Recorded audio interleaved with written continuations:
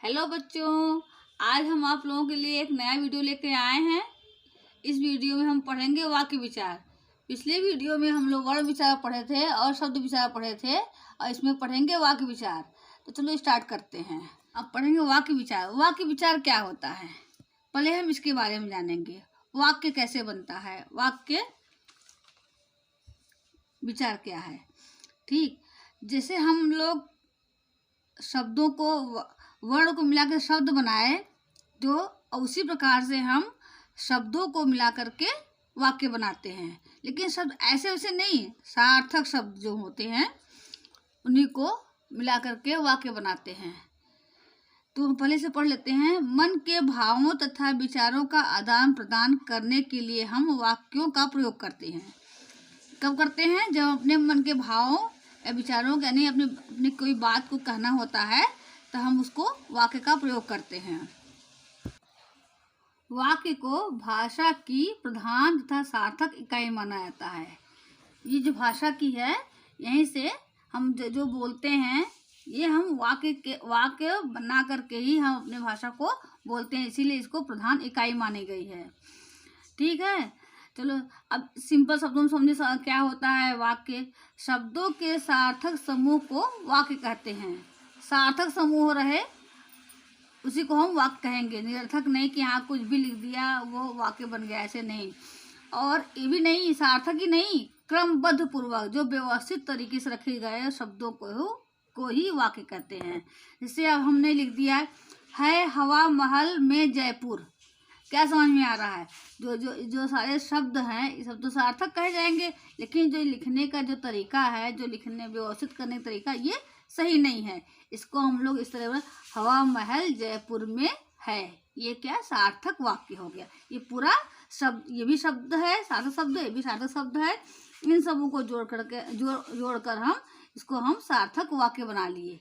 ठीक है, जैसे गुरु थे परमहंस रामकृष्ण विवेकानंद, कुछ समझ नहीं आया ये क्या है? तो अगर इसको फिर पढ़ा रामकृष्ण परमहंस विवेकानंद के गुरु थे, ये क्या होगा? सार्थक वाक्य हो गया।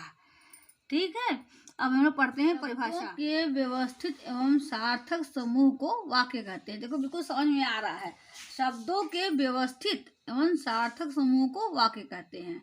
अब तो हमको लगता है वाक्य समझ में आ गया। ठीक है, जैसे कि शब्दों के सार्थक समूह को ही वाक्य कहते हैं। कुछ भी अगर हम सही तरीके से क्रमबद्ध तरीके से अगर कुछ लिखते हैं तो ही वाक्य बनेगा। ये नहीं कि हम ऐसे ऐसे कुछ भी लिख दें वो वाक्य कहलाएगा, ऐसा नहीं होता है। ठीक, तो अब हम पढ़ते हैं वाक्य के अंग। वाक्य कितने प्रकार के होते हैं? वाक्य के दो अंग होते हैं, एक उद्देश्य और एक विधेय। ठीक है, इसके अंग कितने होते हैं? दो होते हैं, एक उद्देश्य होते हैं और एक विधेय होते हैं। पहले उद्देश्य के बारे में जान लें।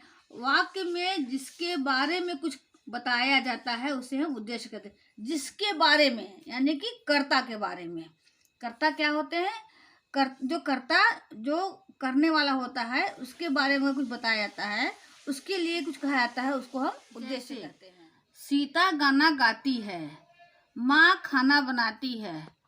गाना कौन गा रहा है? सीता। खाना कौन बना रहा है? माँ। यानी कि ये जो सीता और माँ हैं ये कर्ता हैं। ठीक, इसी के बारे में सीता और माँ के बारे में जो बोला गया है वो उद्देश्य हो गया। ठीक है, उसी प्रकार से विधेय। वाक्य में उद्देश्य यानी कर्ता के विषय में जो कुछ कहा जाता है उसे विधेय कहते हैं। जैसे बच्चे किताब पढ़ते हैं। कौन पढ़ता है? कौन पढ़ता है? बच्चे किताब पढ़ते हैं। अब बच्चे क्या पढ़ते हैं? बच्चे किताब पढ़ते हैं। जो बच्चे क्या हुआ? बच्चे उद्देश्य हो गए। क्या पढ़ते हैं? किताब पढ़ते हैं। ठीक, यानी कुछ कर रहे हैं, जो क्रिया होती है वो विधेय में आती है। मीरा गाना गाती है। ठीक, कौन गाना गा रहा है? मीरा। तो मीरा क्या हो गया? उद्देश्य। क्या गा रही है? गाना गाती है। ये क्या हो जाएगा? विधेय। और जैसे कि राम पुस्तक पढ़ता है। कौन पुस्तक पढ़ता है? राम। राम क्या हो गया? उद्देश्य। जो कर्ता होता है वो उद्देश्य होता है, जो क्रिया होती है वो विधेय होती है। अब पढ़ेंगे वाक्य के भेद। वाक्य के भेद। वाक्य दो प्रकार के होते हैं। ठीक है, एक अर्थ के आधार पर, दूसरा रचना के आधार पर। पहले हम पढ़ेंगे अर्थ के आधार पर वाक्य के भेद। अर्थ के आधार पर वाक्य के 8 भेद होते हैं। 8 भेद होते हैं। पहला कौन? विधानवाचक वाक्य, दूसरा निषेधवाचक वाक्य, तीसरा आज्ञावाचक वाक्य, चौथा प्रश्नवाचक वाक्य, पांचवा इच्छावाचक वाक्य, छठा संदेहवाचक वाक्य, सातवां संकेतवाचक वाक्य, आठवां विस्मयवाचक वाक्य। अब इनके बारे में हम डिटेल में पढ़ेंगे। पहला क्या था? विधानवाचक वाक्य।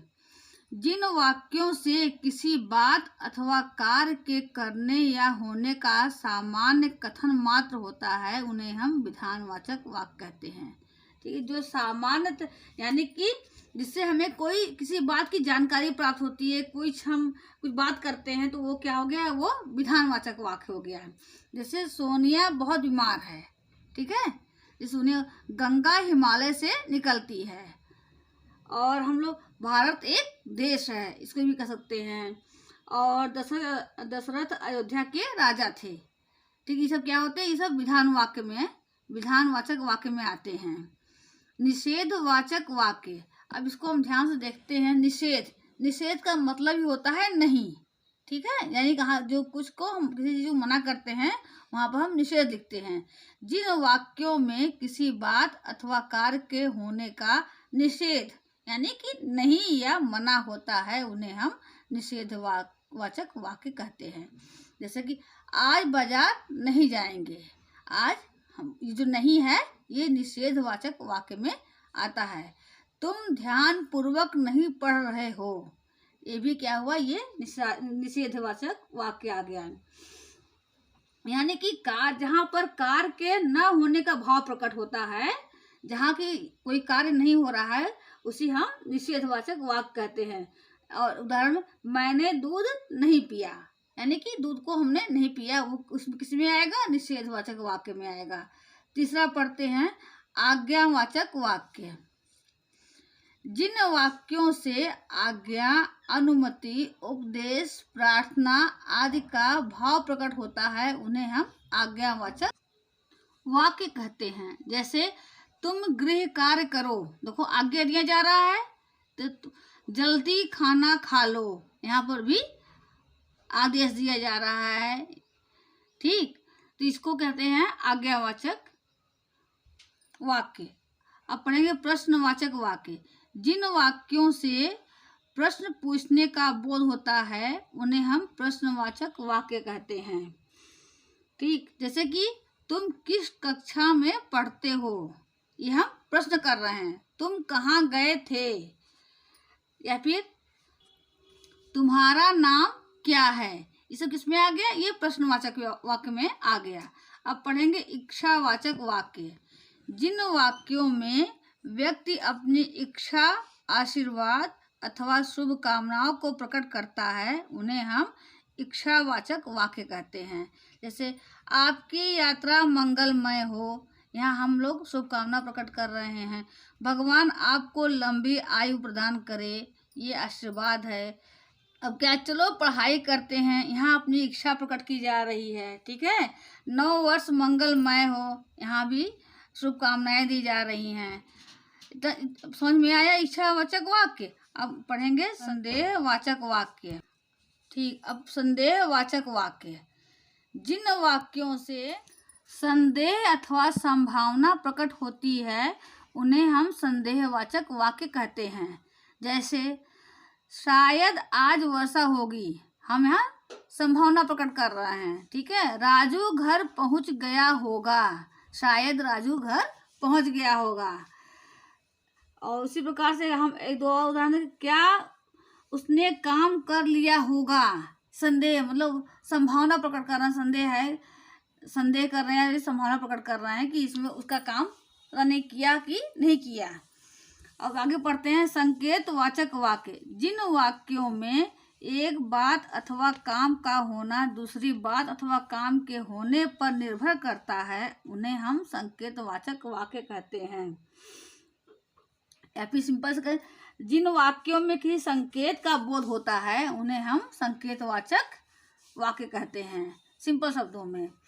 जैसे कि अगर राजू ने झूठ न बोला होता तो उसकी नौकरी नहीं गई होती। ठीक है, यहाँ पर राजू किसी व्यक्ति की नौकरी गई राजू के कहने पे। यहाँ पर ये जो उस व्यक्ति के बारे में जो संकेत दिया जा रहा है, राजू ने झूठ न बोला होता तो उसकी नौकरी ये संकेत उस व्यक्ति को संकेतित किया जा रहा है, उसकी नौकरी नहीं जाती। यदि समय से वर्षा हो गई होती तो फसल सूखती नहीं। तो यहाँ पर भी फसल को संकेत करके कहा जा रहा है। अब पढ़ेंगे विस्मयवाचक वाक्य। जिन वाक्य में विस्मय, हर्ष, शोक, घृणा आदि का भाव प्रकट होता है उन्हें हम विस्मयवाचक वाक्य कहते हैं। शाबाश, बहुत अच्छे नंबर से पास हो गए। ठीक है, आपके पिताजी के बारे में सुनकर बहुत दुख हुआ। ऐसे लोग बोलते हैं ना, विस्मय प्रकट करते हैं। और क्या, आहा कितना सुंदर बगीचा है। ऐसे आहा, किसी बगीचे का अगर देखते हैं तो हम लोग अपने मुंह से निकल जाता है ना, अरे वाह कितना सुंदर बगीचा है। ओह आज कितनी ठंड है। वाह वाह सचिन ने कितना अच्छा बैटिंग किया। ये सब क्या है, ये सब विस्मयवाचक वाक्य में। दूसरा क्या है, रचना के आधार पर वाक्य के भेद। पहला हम लोग पढ़े थे अर्थ के आधार पर वाक्य के भेद, दूसरा रचना के आधार पर वाक्य के भेद। इसमें 3 होते हैं, सरल वाक्य, संयुक्त वाक्य और मिश्र वाक्य। मिश्र वाक्य या मिश्रित वाक्य दोनों एक ही होते हैं। पहला पढ़ते हैं सरल वाक्य। जब किसी वाक्य में एक ही उद्देश्य व एक ही विधेय हो उसे हम सरल या साधारण वाक्य कहते हैं। ठीक है, जो समझने के लिए, जैसे राम पढ़ रहा है तो राम ये एक उद्देश्य है और क्या कार्य कर रहा है, ये पढ़ रहा है। तो ये राम जो हुआ ये उद्देश्य हो गया, पढ़ रहा विधेय हो गया। एक ही इसमें उद्देश्य है और एक ही विधेय। कभी कभी क्या होता है कि इसमें उद्देश्य एक से ज़्यादा हो सकते हैं, लेकिन विधेय जो होता है वो एक ही होता है। कभी कभी एग्जाम में आ जाते हैं कि विधेय तो उद्देश्य, जैसे राम और सीता दोनों पढ़ रहे हैं, लेकिन देखो यहाँ राम और सीता दोनों क्या हो गए, उद्देश्य हो गए। यहाँ 2 उद्देश्य हो गए, लेकिन पढ़ने का जो कार्य है वो जो विधेय है वो एक ही है। तो कभी कभी ऐसा होता है कि एग्जाम में आ जाते हैं कि उद्देश्य एक से ज़्यादा भी हो सकते हैं, लेकिन विधेय जो हो वो एक ही रहेगा। ठीक है, अब पढ़ते हैं संयुक्त वाक्य। संयुक्त वाक्य वह होता है जिसमें 2 या 2 से अधिक वाक्य समुच्चय बोधक अव्यय के द्वारा जुड़े होते हैं, उसे हम संयुक्त वाक्य कहते हैं। इसमें एक से ज़्यादा उद्देश्य हो सकते हैं और एक से ज़्यादा विधेय भी हो सकते हैं। लेकिन इसको जोड़ते कैसे हैं, लेकिन, किंतु, परंतु आदि ला करके इनको हम जोड़ते हैं। जो समुच्चय बोधक अव्यय है, लेकिन, किंतु, परंतु ला करके इनको हम जोड़ते हैं। इसमें एक से ज़्यादा, इसलिए इसे संयुक्त वाक्य। अगर दोनों वाक्य को हम अलग अलग करेंगे तो दोनों वाक्य का अर्थ भी अलग अलग निकल सकता है। ये नहीं कि अगर एक वाक्य को हम हटा देंगे आगे वाले को तो पीछे वाले दोनों के ही वाक्य अलग अलग रहते हैं। उसको हम और, लेकिन, किंतु, परंतु जोड़ करके हम एक नया वाक्य बनाते हैं। ठीक है, जैसे कि सीता घर का सारा काम करती है और स्कूल भी जाती है। देखो सीता घर का सारा काम करती है तो पूरा वाक्य हो ही गया, लेकिन इसमें हमने जोड़ दिया और। जो और है यही समुच्चय बोधक अव्यय है ये, और स्कूल भी जाती है, इसीलिए इसको कहा गया है संयुक्त वाक्य। यानी कि और ला करके हम दो वाक्यों को जोड़ करके सब वाक्य बनाए हैं। ठीक है, जैसे आज नाना जी आने वाले थे किंतु नहीं आए। देखो यहाँ आज नाना जी आने वाले थे, ये तो पूरा एक वाक्य हो गया, लेकिन हम लोग किंतु लगा करके नहीं आए, हम लोग एक नया वाक्य बना लिए। इसका मतलब है कि इसको पहचानने का तरीका ये, इसमें एक से ज़्यादा उद्देश्य होते हैं और एक से ज़्यादा विधेय भी हो सकते हैं, और दोनों को एक नया शब्द मिला के बनाने के लिए किंतु, परंतु और पर लगा करके हम एक नया वाक्य बनाते हैं। जैसे वह सुबह गया और शाम को लौट आया। वह सुबह गया, ये तो एक वाक्य हो गया, और शाम को लौट आया। और शाम को जो लौट आए एक वाक्य ये भी है। तो इसमें हम बीच में क्या और लगाए हैं, और लगा करके एक हम नया शब्द बनाए हैं, इसलिए बोलते हैं संयुक्त वाक्य। दोनों वाक्य होते हैं, दोनों को जोड़ा, संयुक्त में जोड़ना होता है। ठीक है, ये तो समझ में आ गया। अब पढ़ते हैं मिश्र वाक्य। ठीक है, मिश्र वाक्य या मिश्रित वाक्य दोनों एक ही होते हैं। जिस वाक्य में एक प्रधान उपवाक्य तथा दूसरा आश्रित उपवाक्य हो उसे हम मिश्रित वाक्य कहते हैं। ठीक है, जैसे इसको पहचानने के लिए क्या है, इसमें उद्देश्य एक होता है और विधेय कई। जैसे हम लोग सरल वाक्य में पढ़े थे, उद्देश्य कई हो सकते हैं लेकिन विधेय एक ही होगा, उसी का ये उल्टा है। यहाँ पर उद्देश्य जो है एक ही रहेगा लेकिन विधेय जो है कई हो सकते हैं। ठीक है, जैसे कि जब सीता गाती है तब मीरा नाचती है। मैंने एक कार खरीदी जो बैटरी से चलती है। इसको पहचानने तरीके से हम समझ लेते हैं। इसमें उद्देश्य एक ही होता है और विधेय कई हो सकते हैं। इसमें ज्यों ही उसने दवा पी वह सो गया। ये उदाहरण देखो, ज्यों ही उसने दवा पी वह सो गया। ज्यादातर वाक्य के अंत में ताकि, जबकि, तबकि, क्योंकि आज ला करके हम ये शब्द नया बनाते हैं। और जहाँ पर जब वाले शब्द ज़्यादा आए, जब, ज्यों, जहाँ, जब तक आदि, तो वो मिश्रित वाक्य होते हैं। जैसे बरसात हुई, जैसे बरसात हुई वैसे मेढक टर्राने लगे। जैसे बरसात हुई वैसे मेढक टर्राने लगे, ये क्या हुआ, मिश्रित वाक्य हो गया। अब हम कुछ उदाहरण लेके आए हैं, अर्थ के जो आधार पर हम कुछ उदाहरण लेके आए हैं, इसको हम देखते हैं। हमको लगता है इससे आपको अर्थ वाला बहुत अच्छी तरह से समझ में आ जाएगा। विधानवाचक वाक्य, जिसे हमने उदाहरण लिखा, साधना पेंटिंग सीखने जाती है, ये विधानवाचक वाक्य है। साधना पेंटिंग सीखने जाती है। अब इसी को हम निषेधवाचक कैसे बदलेंगे, साधना पेंटिंग नहीं सीखती है। जहाँ हमने नहीं लगा दिया वो निषेध, ये अर्थ वाला है, अर्थ के आधार वाला है। इच्छावाचक वाक्य, मैं चाहता हूँ साधना पेंटिंग सीखे। और इसी तरह प्रश्नवाचक वाक्य, क्या साधना पेंटिंग सीखने जाती है। और उसी पर आज्ञावाचक वाक्य, साधना पेंटिंग सीखने जाओ, ये आज्ञा दिया जा रहा है। देखो, एक ही शब्द को कितने शब्दों में हम परिवर्तित कर सकते हैं, इसको यही समझाने की हम कोशिश कर रहे हैं। अगर आप इसे समझ लेंगे तो आपको पूरा जो है वाक्य अच्छी तरह से समझ में आ जाएगा। संकेतवाचक वाक्य, अगर साधना पेंटिंग सीखने जाएगी तो मैं चलूँगा। संदेहवाचक, शायद साधना पेंटिंग सीखने जाए, अभी यहाँ पर संदेह है, पता नहीं सीखेगी कि नहीं सीखेगी। विस्मयवाचक, अरे साधना पेंटिंग सीखने जाती है। ठीक है, इसको अगर आप अच्छी तरह समझ लेंगे तो आपको जो अर्थ के आधार पर वाक्य में परिवर्तन कैसे होते हैं, किस प्रकार से बनाते हैं, तो वो अच्छी तरह से समझ में आ जाएगा। उसी प्रकार से अब रचना के आधार पर वाक्य परिवर्तन, देखिए सरल वाक्य क्या होता है, संयुक्त वाक्य, मिश्र वाक्य क्या होता है। मेहनत के द्वारा सफलता प्राप्त करो, ये क्या, ये सरल वाक्य हो गया है। ठीक है, मेहनत करो और सफलता प्राप्त करो। देखो यहाँ पर दो वाक्य मिले हुए और जोड़कर यदि मेहनत करोगे तो सफलता प्राप्त करोगे, ये मिश्रित वाक्य हो गया है। उसी पर दादाजी के आते ही दोनों बच्चे उनसे लिपट गए, ये सरल वाक्य हो गया। दादाजी आए और दोनों बच्चे उनसे लिपट गए, और यहाँ लग गया।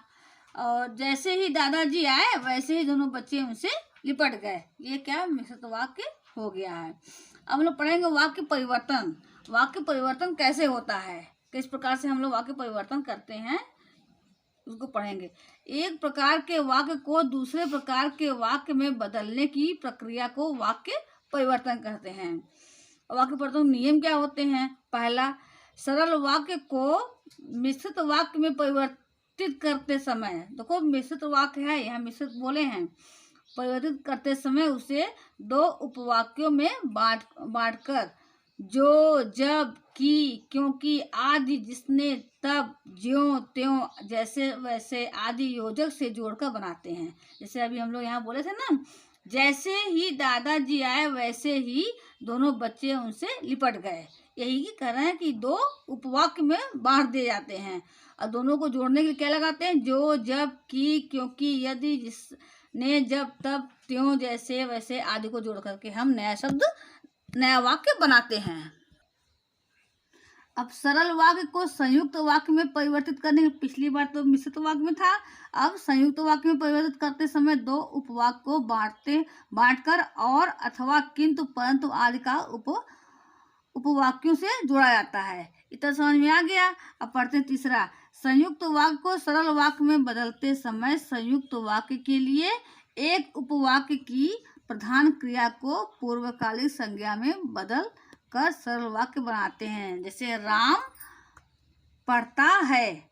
अब यहाँ पर राम और जैसे राम पढ़ता है और खेलता भी है, तो हम इन दोनों, जो खेलता है जो दूसरा उपवाक्य था उसको बदलकर राम पढ़ता है कि जो संज्ञा था उसको जोड़कर हम सरल वाक्य बनाते हैं।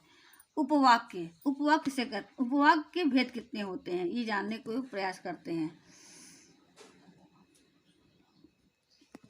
उपवाक्य के दो भेद होते हैं, प्रधान उपवाक्य और दूसरा आश्रित उपवाक्य।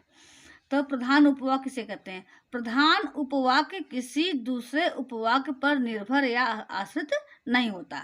ठीक है, जो प्रधान होता है वो किसी दूसरे पर आश्रित नहीं होता है। जैसे राम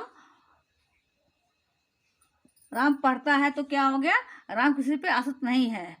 प्रधान उपवाक्य के अनुसार ही वाक्य की मुख्य क्रिया होती है। जब यहाँ पर जो मुख्य क्रिया होती है, जो करने की जो क्रिया होती है, वो कर्ता पर निर्भर करती है। आश्रित उपवाक्य और दूसरे उपवाक्य पर आश्रित होता है। आश्रित उपवाक्य प्रायः क्योंकि की आदि जो आदि से आरंभ होता है। ठीक है,